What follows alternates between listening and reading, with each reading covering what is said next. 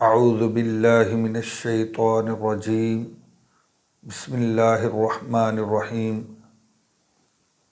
نحمدہ ونصلی ونسلم علی رسولہ النبی الکریم اما بعد فاعوذ باللہ من الشیطان الرجیم بسم اللہ الرحمن الرحیم اللہم صلی علی سیدنا و مولانا محمد وعلی آلہ وصحبہ وبارک وسلم۔ معزز طلباء و طالبات، السلام علیکم ورحمۃ اللہ وبرکاتہ۔ آج سے ہم فارسی گرامر شروع کرنے جا رہے ہیں، اور فارسی گرامر میں ہم نے جس کتاب کا انتخاب کیا ہے اس کتاب کا نام فارسی قاعدہ ہے۔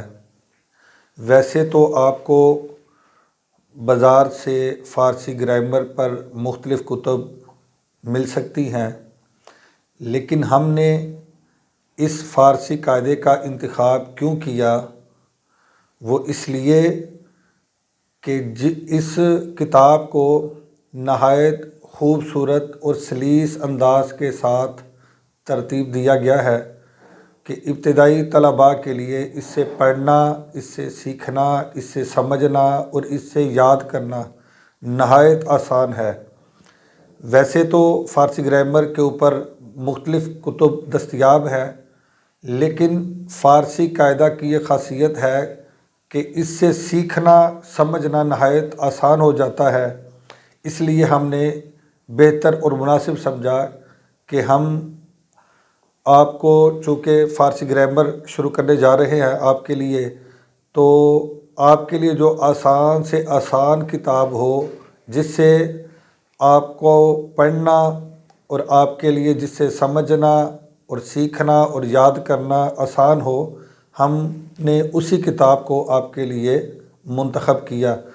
تو آپ ساتھ دیکھیں، فارسی قاعدہ، اس کا ٹائٹل پیج آپ دیکھ رہے ہوں گے۔ اس کتاب کو آپ پرچیز کریں، اپنے پاس رکھیں، تو انشاءاللہ العزیز مجھے قوی امید ہے کہ اس سے آپ کو پڑھنا سیکھنا نہایت آسان ہوگا۔ اس کتاب کے رائٹر ہیں مولانا مفتی محمد عبدالرشید فتح پوری۔ مولانا مفتی عبدالرشید فتح پوری، تو نہایت سہل انداز کے ساتھ انہوں نے اس کتاب کو ترتیب دیا، بڑے خوبصورت انداز کے ساتھ، اس کو سلیس انداز کے ساتھ اور ابتدائی طلباء کی ذہنی صلاحیت کے مطابق اس کو مدون کیا۔ انشاءاللہ العزیز مجھے قوی امید ہے کہ آپ کو اس سے پڑھنا، سیکھنا، سمجھنا نہایت آسان ہوگا۔ تو اس کتاب کے آغاز میں مصنف ایک نظم لے کے آئے ہیں، جس نظم کے اشعار کے اندر انہوں نے جو کچھ ماں بعد کتاب کے اندر گرامر بیان کرنی ہے، اس کے تمام قواعد، اس کے بنانے کے طریقے، ان کی تعریفات، اس پہلی ایک نظم کے اندر انہوں نے تمام کا تمام بیان کر دیا ہے۔ تو ہم اپنے فرسٹ لیکچر میں انشاءاللہ العزیز اسی نظم سے ابتدا کر رہے ہیں۔ تو چلتے ہیں آج کے پہلے شعر کی طرف۔ آپ اسکرین کے اوپر دیکھیں آج کا پہلا شعر۔ فرماتے ہیں کہ وقت جو موجود ہے وہ حال ہے، وقت جو موجود ہے وہ حال ہے، گزرا ماضی آتا استقبال ہے۔ نہایت خوبصورت شعر۔ آپ اگر اس کو بغور دیکھیں تو آپ سمجھیں گے کہ اس کے اندر مصنف نے زمانے کی 3 اقسام کا ذکر کیا ہے کہ زمانہ 3 قسم پر ہے، زمانے کی 3 قسمیں ہیں۔ نمبر 1 ماضی، نمبر 2 حال، اور نمبر 3 مستقبل۔ تو یہ 3 زمانے ہیں، یا تو زمانہ گزرا ہوا ہوگا، یا زمانہ موجودہ ہوگا، یا زمانہ آئندہ ہوگا، یعنی آنے والا۔ تو کوئی بھی فعل کسی زمانے سے خالی نہیں ہو سکتا، یا تو وہ فعل گزرے ہوئے زمانے میں واقع ہو چکا ہوگا، یا موجودہ زمانے میں وقوع پذیر ہو رہا ہوگا، یا آنے والے وقت میں وہ واقع ہوگا۔ تو کوئی بھی فعل زمانے سے خالی نہیں ہوتا، تو اس لیے سب سے پہلے انہوں نے زمانے کی اقسام کا ذکر کیا کہ زمانہ 3 قسم پر ہے، یا تو وہ گزرا ہوا ہوگا، یا موجودہ ہوگا، یا آئندہ ہوگا۔ تو فرماتے ہیں کہ وقت جو موجود ہے وہ حال ہے، وقت جو موجود ہے وہ حال ہے، یعنی جو موجودہ وقت ہے، جو وقت چل رہا ہے، اسے ہم موجودہ وقت کو حال کہیں گے، حال۔ گزرا ماضی، اور جو وقت اور زمانہ گزر چکا ہے وہ کیا ہے؟ ماضی۔ اور آتا استقبال ہے، اور آنے والا جو وقت اور زمانہ ہے وہ مستقبل ہے، استقبال یعنی مستقبل ہے۔ امید ہے کہ آپ اچھے طریقے سے سمجھ گئے ہوں گے۔ چلتے ہیں ہم آگے اپنے دوسرے شعر کی طرف۔ فعل اپنا نام وہ پا جائے گا، فعل اپنا نام وہ پا جائے گا، اس کے اندر جو زمانہ آئے گا۔ فعل اپنا نام وہ پا جائے گا، اس کے اندر جو زمانہ آئے گا۔ تو اس میں فعل کی تعریف کی ہے کہ فعل ہم کسے کہیں گے، فعل ہم کسے کہیں گے۔ فعل کام کو کہتے ہیں، اور کوئی بھی کام جو وقوع پذیر ہوتا ہے وہ کسی نہ کسی زمانے کے ساتھ خاص ہوتا ہے، یہ آپ کو پہلے بھی بتا دیا۔ تو فعل اپنا نام وہ پا جائے گا، یعنی ہم فعل اسے کہیں گے، یعنی اس لفظ کو یا اس صیغہ کو یا اس کلمہ کو ہم فعل کہیں گے، اس کے اندر جو زمانہ آئے گا۔ سیکنڈ مصرع آپ ساتھ دیکھیں، اس کے اندر، یعنی جس کے اندر کوئی زمانہ آئے گا، جس کے اندر کوئی زمانہ آئے گا اسے ہم فعل کہیں گے۔ تو فعل کسے کہیں گے؟ کون سے کلمے کو، کون سے لفظ کو، اور کون سے صیغہ کو ہم فعل کہیں گے؟ تو یہ مصنف نے بیان کر دیا کہ فعل اپنا نام وہ پا جائے گا، اس کے اندر، یعنی جس کے اندر کوئی زمانہ آئے گا، یعنی جس لفظ، جس صیغہ یا جس کلمہ کے معنی میں زمانے کا مفہوم سمجھا جائے گا یا زمانہ پایا جائے گا، تو اس کلمہ یا لفظ یا صیغے کو ہم فعل کہیں گے۔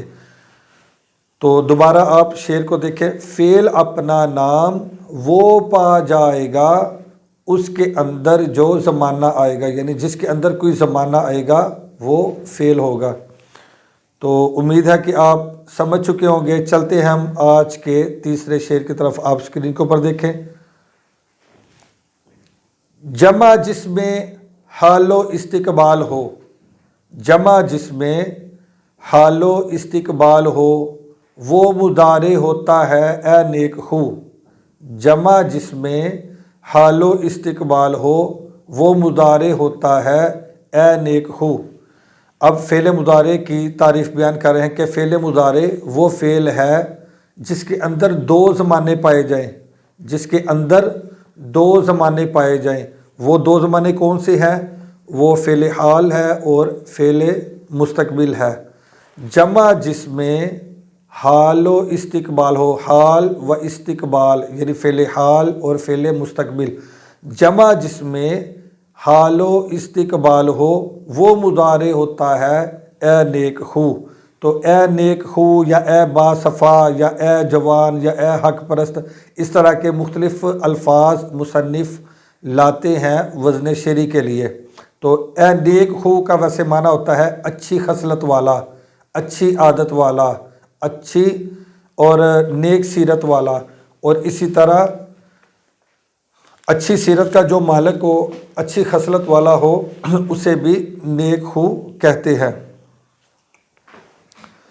تو چلتے ہیں ہم آگے اپنے چوتھے شعر کی طرف۔ انشاءاللہ العزیز اس کی ڈیٹیل آگے بعد میں آئے گی جب ہم تفصیل کے ساتھ گرامر کو پڑھیں گے۔ ابھی فقط اشعار کی تفہیم مقصود ہے، اور میں ابھی مثالوں کو بھی چھوڑ رہا ہوں۔ جب آپ ڈیٹیل سے پڑھیں گے، ماضی کی اقسام پڑھیں گے، فعل حال پڑھیں گے، فعل مستقبل پڑھیں گے، فعل امر پڑھیں گے، فعل نہیں پڑھیں گے، اس میں فاعل مفعول وغیرہ، یہ آگے جتنی بھی گرامر آ رہی ہے اس میں ہم پھر انشاءاللہ العزیز پھر اگزامپل کے ساتھ اور مثالوں کے ساتھ ڈیٹیل کے ساتھ وضاحت کریں گے انشاءاللہ العزیز۔ ابھی آپ فقط اشعار کو سمجھیں۔ آج کا چوتھا شعر آپ اسکرین کے اوپر دیکھیں، امر کیا ہے، امر کیا ہے چاہنا ایک کام کا، امر کیا ہے چاہنا ایک کام کا، منع کرنا نہیں ہے اے باصفا، منع کرنا نہیں ہے اے باصفا۔ تو اس میں فعل امر کی تعریف اور فعل نہیں کی تعریف بیان کر دی کہ امر کسے کہتے ہیں اور نہیں کسے کہتے ہیں، فعل امر اور فعل نہیں۔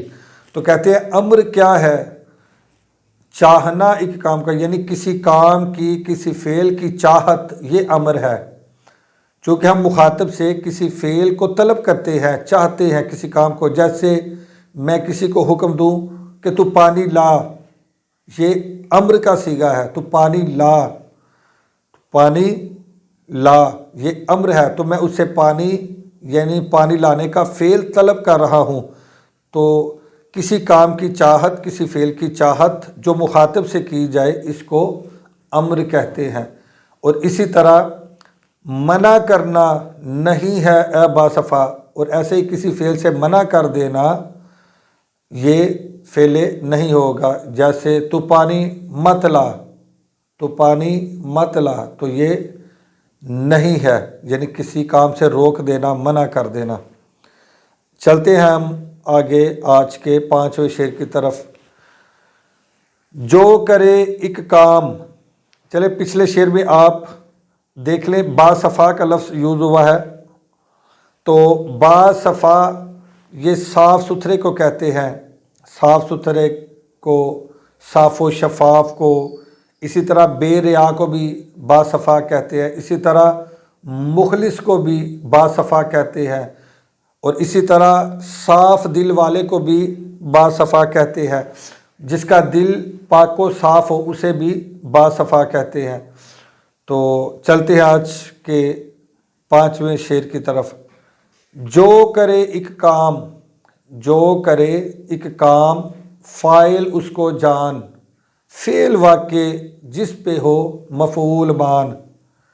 آپ توجہ سے اسکرین کے اوپر شعر دیکھیں، جو کرے ایک کام، فاعل اس کو جان، جو کرے ایک کام، فاعل اس کو جان، فعل واقع جس پہ ہو مفعول مان۔ تو کام کرنے والے کو ہم فاعل کہتے ہیں، کام کرنے والے کو فاعل کہتے ہیں، اور جو کام ہوتا ہے اسے ہم فعل کہتے ہیں، اور جس کے اوپر کام واقع ہوتا ہے، فعل واقع ہوتا ہے، اس کو ہم مفعول کہتے ہیں۔ مثال کے طور پر یہ میرے سامنے نوٹ بک ہے، کاپی ہے، تو میں کاپی پہ لکھ رہا ہوں، مثلا میں کاپی پہ لکھ رہا ہوں، تو میں، کام کرنے والا کون ہے، لکھنا تو ہو گیا فعل، اور کام کرنے والا کون ہے، لکھنے کا فعل کون کر رہا ہے، میں بنوں گا فاعل، اور کس کے اوپر لکھ رہا ہوں، کاپی کے اوپر، تو کاپی کیا ہوگا اس جملے کے اندر، مفعول، یعنی اس کے اوپر لکھنے کا فعل واقع ہو رہا ہے۔ اسی طرح زید نے مارا امر کو، زید نے مارا امر کو ایک مثال ہے، تو زید اس جملے کے اندر زید کیا بنے گا، فاعل، کیونکہ مارنے کا فعل زید سے صادر ہو رہا ہے، تو زید بنے گا فاعل، مارنا یہ فعل ہے، اور جس کے اوپر مارنے کا فعل وقوع پذیر ہو رہا ہے، اور مارنے کا فعل جس کے اوپر واقع ہو رہا ہے وہ ہے امر، تو امر اس مثال میں بنے گا مفعول۔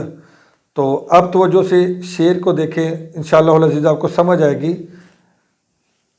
جو کرے ایک کام، فاعل اس کو جان، یعنی جو کام کرنے والا ہو وہ فاعل ہوتا ہے، فعل واقع جس پہ ہو مفعول مان، اور جس کے اوپر فعل واقع ہو وہ مفعول ہے۔ تو میں نے جو 2 مثالیں آپ کو دی، اس میں پہلی مثال میں آپ دیکھیں کہ میں کاپی پہ لکھ رہا ہوں، اس میں فاعل میں ہوں، جبکہ دوسری مثال میں زید نے مارا امر کو، اس میں فاعل زید ہے۔ پہلی مثال میں فعل لکھنا ہے، دوسری مثال میں فعل مارنا ہے۔ پہلی مثال میں مفعول یعنی جس کے اوپر فعل واقع ہو رہا ہے وہ کاپی ہے، کاپی مفعول بنے گا، اور دوسری سیکنڈ مثال میں امر، وہ مفعول بنے گا کیونکہ مارنے کا فعل اس کے اوپر واقع ہو رہا ہے۔ تو امید ہے کہ آپ اچھے طریقے سے سمجھ گئے ہوں گے۔ یہ ابھی میں بالکل آپ کو اختصار کے ساتھ پڑھا رہا ہوں تاکہ آپ زیادہ آپ کے اوپر بوجھ بھی نہ ہو، اور انشاءاللہ العزیز جب اس کو ڈیٹیل کے ساتھ پڑھیں گے پھر زیادہ آپ کو مثالوں کے ساتھ اس کی وضاحت کریں گے۔ تو آج کے لیے اتنا ہی کافی ہے، انشاءاللہ العزیز آگے نیکسٹ لیکچر کے لیے ہم حاضر ہوتے ہیں۔ تو اس کو پڑھیں، بار بار سنیں، اس کا تکرار کریں، تو انشاءاللہ العزیز مجھے اللہ پاک کی بارگاہ میں قوی امید ہے کہ آپ کے لیے اس سے پڑھنا اور اس طریقہ انداز کے ساتھ سمجھنا نہایت آسان ہوگا، اور ایسے ہی آپ کے لیے یاد کرنا بھی نہایت آسان ہوگا۔ اب مجھے اجازت دیجیے۔ السلام علیکم ورحمۃ اللہ وبرکاتہ۔